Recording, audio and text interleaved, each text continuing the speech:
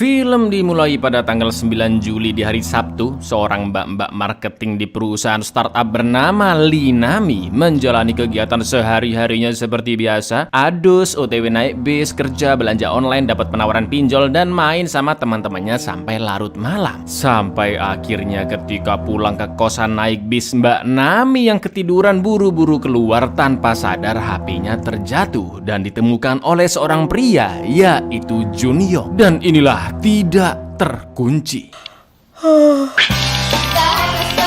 처음 준비 중이신 우리 직장인 여러분들.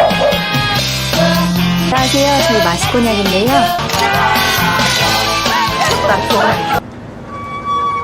잠시만요. Keesokan paginya teman Nami bernama Yunjo menelpon dan Junyong pun menjawab menggunakan aplikasi suara palsu wanita agar tidak dikenali. Junyong mengatakan, "Oh iya, ini aku nemu HP-nya temanmu di bis. Aku harus lapor polisi apa gimana nih? Bentar ya mbak, biar aku ngomong dulu ke orangnya," kata Yunjo lur. Yunjo pun langsung mampir ke kosan Nami, tapi kok nggak ada orang ya kan? Tiba-tiba Yunjo melihat sepasang kaki Nami di bawah meja balkon yang ternyata 화장실이야? 야. 남이야. 씨발 깜짝이야. 야! ketiduran dong ternyata. Udah deg-degan aja ya kan lur. Yunjo pun memberitahu jika HP Nami terjatuh di bis dan ditemukan oleh seorang wanita. Nami pun langsung menelpon dari HP Yunjo dan izin minta ketemuan di kafe ayahnya, yaitu Cafe Mizi, yang mana dia juga kerja part-time di sana. Dengan suara palsu wanitanya, Junyong pun mengiyakan permintaan Nami dan berjanji akan bertemu di Cafe Mizi 1 jam lagi. Dari Instagram Nami, Junyong merangkum semua data-data tentang dirinya di buku catatan dan mencoba membuka password HP Nami, tapi masih belum berhasil. Lalu dia merusak LCD HP-nya. Apa sih motifmu itu sebenarnya, Mas Junyong?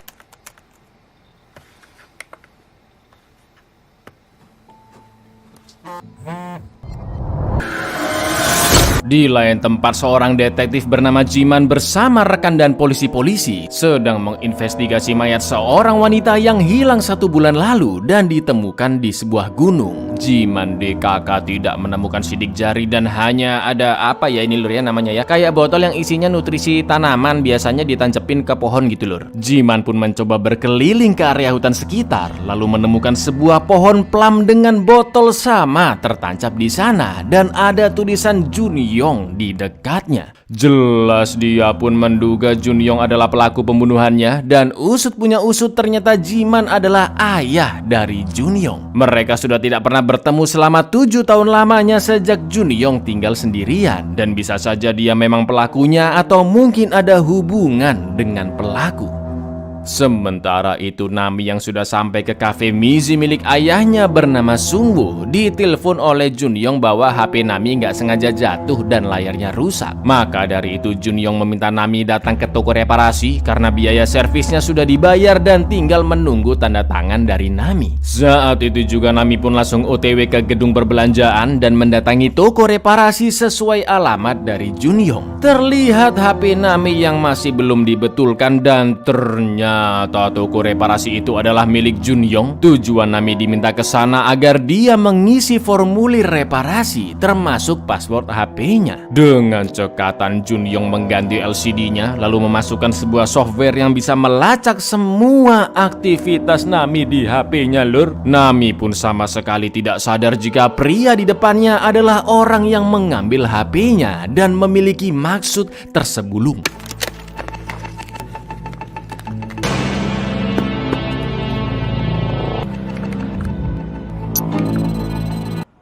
오, 잘 됐네요. 새 거 같아요. Apa nggak ngeri? Semuanya bisa dilihat lur, chattingan, video callan, lokasi terkini, lagi PUBG-an, live TikTok shop, semuanya lah pokoknya lah. Dan ini baru permulaan lur. Bahkan ketika lagi dipakai, Junyong masih bisa melihat dari kamera dan juga mendengar suara dari speakernya. Setelah itu dengan beraninya Junyong mendatangi Cafe Mizi saat Nami bekerja, dan dengan lihainya dia mengucapkan atau melakukan tindakan yang berhubungan dekat dengan Nami. Contohnya lur, kayak milih minuman yang nggak ada di menu dan itu minuman favoritnya si Nami, atau sesimpel main PUBG agar dilihat oleh Nami yang memang tiap hari main PUBG. 혹시 자두웨이드는 지금 없나요? 감사합니다. Saat pulang, Junyong masih terus memantau Nami. Bahkan ketika dia tidur, Junyong membuka banyak aplikasi dari HP-nya. Tak henti-hentinya Junyong mengawasi setiap gerak-gerik Nami dan mendapatkan banyak informasi seperti alamat kosnya, kode masuk pintu gedung kos-kosannya, urutan naik transportasi ke kantor, total saldo, Mafa, Mifa, hobi, sampai ke daftar orang-orang terdekatnya Nami. Yang jadi masalah lur, Junyong menulis bahwa orang-orang terdekatnya itu harus disingkirkan. Lalu dia mengganti background laptopnya dari yang semula adalah korban wanita sebelumnya menjadi Nami. Nah loh.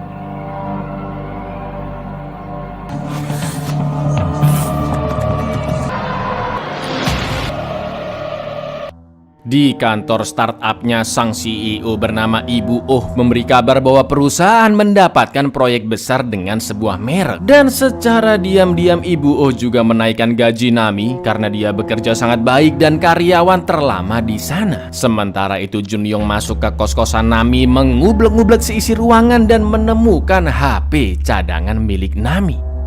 Sementara itu Jiman mendatangi rumah istrinya yang sedang sakit keras untuk mencari tahu di manakah Junyong sekarang tinggal. Diam-diam Jiman mengecek HP istrinya dan menemukan alamat serta nomor telepon terbaru milik Junyong. Ternyata hubungan rumah tangga Jiman juga tidak baik-baik saja dan dia sangat jarang menemui istrinya. Jiman mengatakan jika kemungkinan anak mereka adalah tersangka kasus pembunuhan karena terdapat bukti-bukti yang mengarah ke Junyong di pohon plam yang pernah ditanamnya saat berusia 10 tahun. Mendengar itu tanpa bicara apapun, Jiman langsung mendatangi alamat Junyong tinggal. Untungnya Junyong masih belum pulang dan Jiman pun menyelinap masuk ke kamar untuk merekam bukti-bukti yang mencengangkan. Seperti banyaknya koleksi gadget, foto jasad wanita bersama emaknya, kutek yang dipakai si mayat, sebuah koper berisi peralatan dan banyak kartu nama, juga catatan lengkap jasad wanita bernama Yunmi yang ditulis oleh Junyong.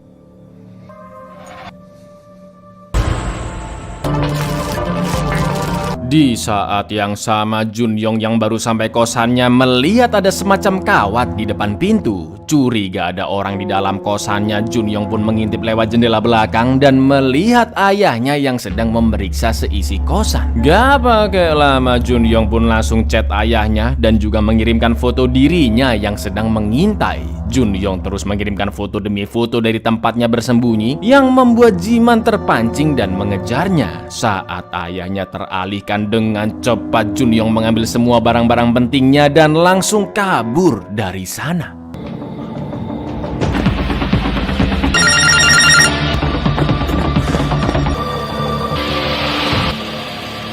Setelah itu Junyong OTW ke Cafe Mizi. Dia memesan minuman yang sama ke ayah Nami, lalu menjual tiket konser yang selama ini dicari-cari oleh Nami dan memberi kartu namanya. Melihat gestur Junyong yang aneh tidak seperti pengunjung pada umumnya, sebagai ayah yang sangat peka dan memiliki firasat buruk, Sungwoo pun meminta Nami menjauhi Junyong dan selalu membawa pisau lipat pemberiannya. Tapi Nami merasa jika Junyong adalah pria baik-baik saja dan inget lor, percakapan mereka ini bisa didengar oleh Junyong ya kan? Lalu malam harinya saat Nami tidak memegang HP-nya, diam-diam Junyong chat ke Sungwoo dari WA-nya Nami dan meminta dia mendownload sebuah aplikasi. Of course itu adalah aplikasi peretas ya kan lur? Awalnya Sungwoo khawatir aplikasi tersebut memiliki virus karena bukan dari Play Store, tapi karena Nami terus memaksa, di-download lah akhirnya. Setelah itu Junyong mengirimkan sebuah paket dan saat Sungwoo akan mengambilnya, tiba-tiba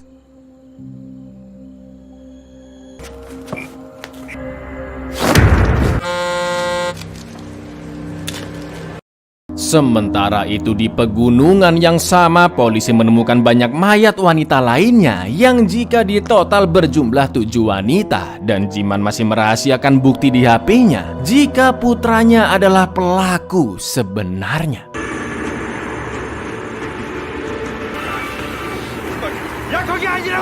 Nah, mulai dari sini kengerian semakin menjadi lur. Junyong memposting foto seluruh karyawan startup dengan caption yang luar biasa gendeng di akun keduanya Nami. Kayak gini captionnya lur.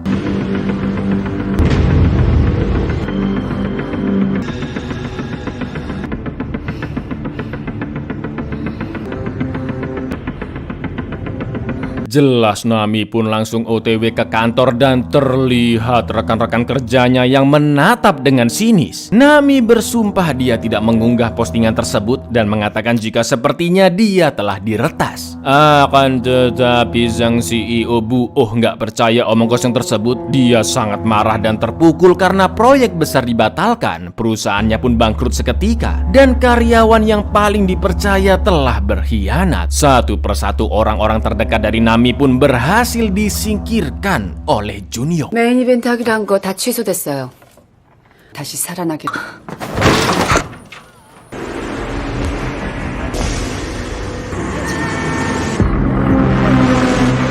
Sambil ditemani Yunjo, Nami pun melapor ke unit keamanan cyber di kantor polisi Seoul. Tapi pegawai di sana tidak bisa melanjutkan prosesnya karena tidak ada bukti-bukti peretasan yang konkret dan malah menganggap Nami nggak sengaja upload. Sementara itu di rumah Sungwo, Junyong mengabari Nami lewat WA ayahnya bahwa kafe tutup hari itu. Sungwo berjanji akan membunuh Junyong jika dia berani menyakiti putrinya. Namun Junyong malah membanggakan dirinya yang bisa berbuat sejauh itu hanya dalam waktu 3 hari saja. Lalu dia tersenyum senang yang membuat dirinya semakin terlihat psikopat. 네가 뭘 샀는지, 뭘 원하는지, 뭘 가졌는지, 먹었는지 3일 걸렸어. 3일. Saat Nami dan Yunjo ngobrol-ngobrol di kafe dan membahas siapa yang memiliki password IG-nya selain Yunjo, tiba-tiba datanglah Junyong dan karena Nami tahu Junyong kerja di perusahaan keamanan digital dari kartu namanya, minta tolonglah dicari tahu siapa pelaku peretasnya. Padahal ya itu mbak, di depan ente itu pelakunya mbak. Dengan santainya Junyong mengatakan jika kamera HP berfungsi sebagai mata si peretas, sedangkan mikrofon sebagai telinganya. Selain itu, lokasi pesan panggilan dan lain-lain juga bisa diketahui oleh si peretas. Junyong pun beralasan jika dia masih butuh waktu untuk menemukan siapa pelakunya, tapi begitu pamit pulang dan diantar oleh Nami, dengan brengkesnya dia menjelaskan bahwa kemungkinan ada seseorang yang memasang alat pengintai di HP Nami semalam. Dan alat itu hanya bisa dikendalikan dari jarak dekat. Wah, jelas Nami pun berpikiran, loh jangan-jangan sohibku Yunjo pelakunya. 위치 추적이랑 도청이 무서 원격 조정은 못 하거든요. 누군가가 남의 핸드폰에 몰래 직접 설치를 했다는 말이죠. 조정 안 되는 거 확실해요? 네, 그건 확실해요. 몰래 남의 집에 들어가서 났다는 말이 되거든요. Nami pun menuduh Yunjo telah meretas HP-nya karena semalam dia mampir ke kosan dan yang tahu password akun IG keduanya hanyalah Yunjo seorang. Berantemlah mereka ya kan? Yunjo yang gak terima dituduh seperti itu pun pergi dari sana dan meminta Nami agar jangan pernah menghubunginya lagi. Bapaknya dibungkam, bos dan orang-orang kantor mengusirnya. Sekarang bestinya membenci Nami lor. Hebat sekali loh Anda ini Mas Junyong. 다시는 연락하지 마. Sementara di pegunungan, polisi masih terus mencari mayat-mayat lainnya dan banyak media juga sudah berdatangan. Jiman pun memberitai rekannya yang sebut saja dia Paijo bahwa kemungkinan putranya lah pelaku pembunuhan tersebut. Jiman menyalahkan dirinya sendiri karena menurutnya Junyong berubah psikopat seperti itu sejak dia meninggalkannya 7 tahun lalu. Saat itu juga mereka berdua segera OTW ke kantor reparasi milik Junyong, namun ternyata di dalam sudah berserakan dan banyak kertas-kertas pelanggan yang ditempel. Sedangkan di kosannya Nami yang emosi karena tidak memiliki siapa-siapa lagi, membanting HP-nya hingga LCD-nya rusak dan dia teringat dengan mas-mas toko reparasi.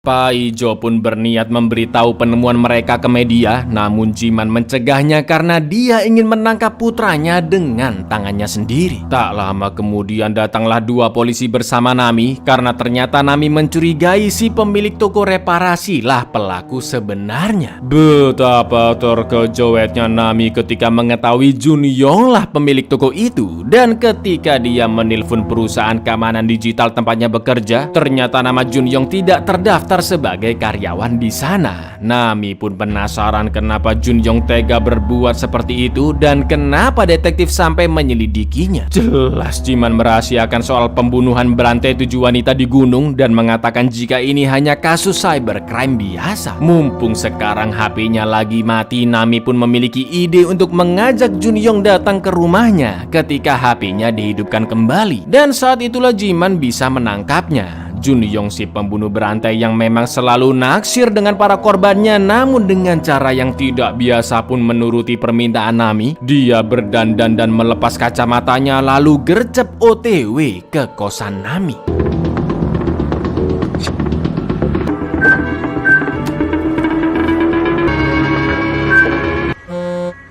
Sesampainya di sana, Jiman dan Paijo pun langsung menyergap. Namun ketika Junyong diminta balik badan, Jiman pun sangat terkejut karena dia bukan putranya. Lor, kok bisa? 뒤돌아. 준영이요? 저 그런 사람 아닌데요?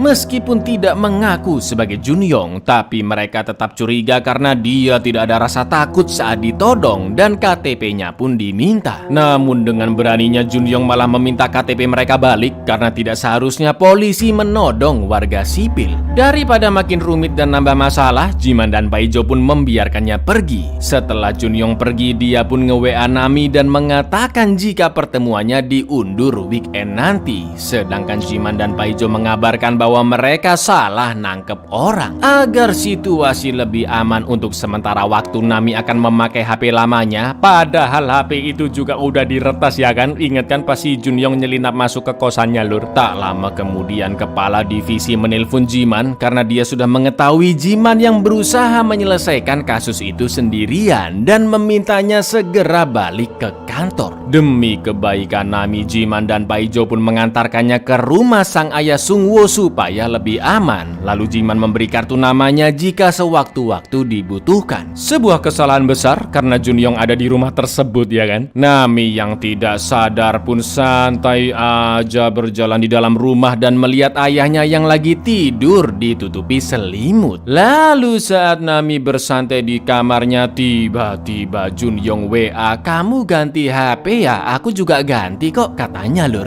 Dan saat ditelepon terdengar bunyi getaran HP Junyong yang ada di lantai atas. Nami yang sangat panik pun langsung mengecek ayahnya di kasur yang ternyata itu hanyalah tumpukan bantal guling. Setelah itu dia mencoba menelpon Jiman, tapi digitnya langsung dihapus oleh Junyong dan dia juga memotret Nami dari HP-nya. Nami yang sangat syok karena HP cadangannya juga diretas pun tidak tahu harus berbuat apa. Sungguh mengerikan.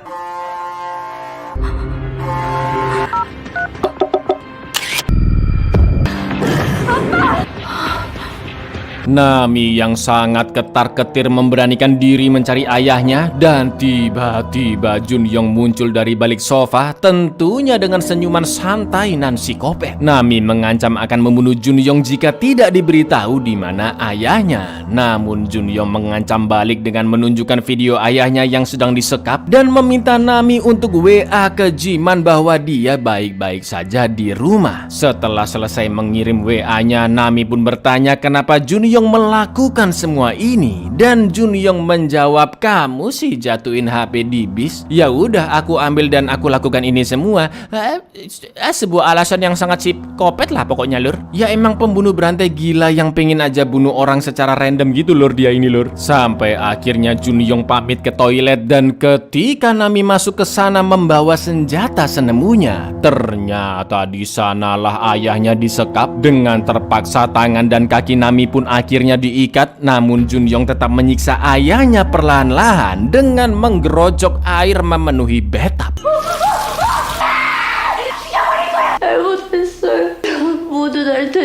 Di lain sisi, Pak Ijo dan Jiman ditelepon oleh rekan polisi yang memberi kabar sangat-sangat mengejutkan bahwa mayat tanpa identitas yang ditemukan 1 tahun lalu di sebuah waduk adalah mayat Junyong. 우준영이 죽었다고?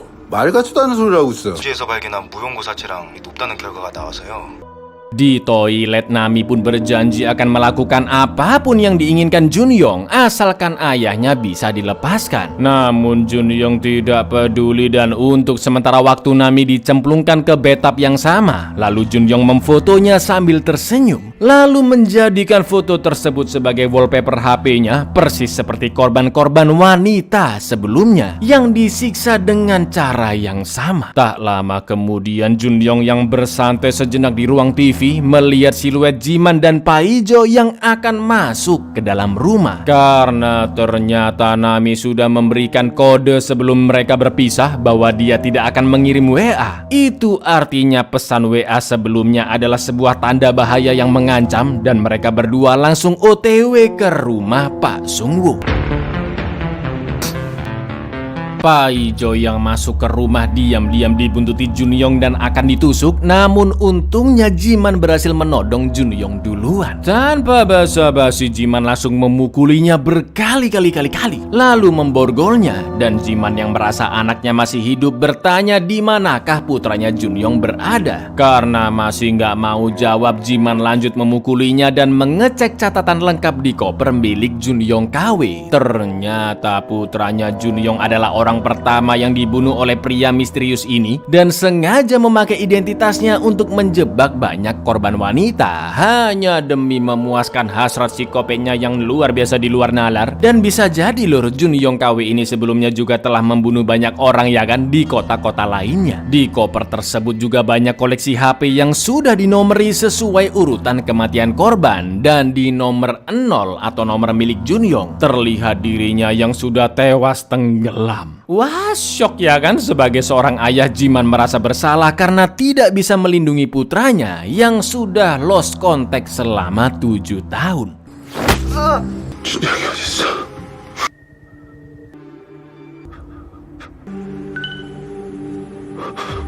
Emosi yang memuncak membuat Jiman ingin menembak pria psikopat saat itu juga. Namun Junyong KW meminta maaf dan memohon agar dia menempuh jalur hukum saja. Sementara itu Pak Ijo dengan sigap menyelamatkan Nami dan Sungwoo. Nami berhasil selamat, namun ayahnya yang sudah menelan banyak air masih belum sadarkan diri. Melihat kondisi ayahnya seperti itu dan juga perangai psikopat yang masih tersenyum gila, Nami yang gelap mata mengambil pistol milik Pak Ijo dan langsung membunuh pria tersebut.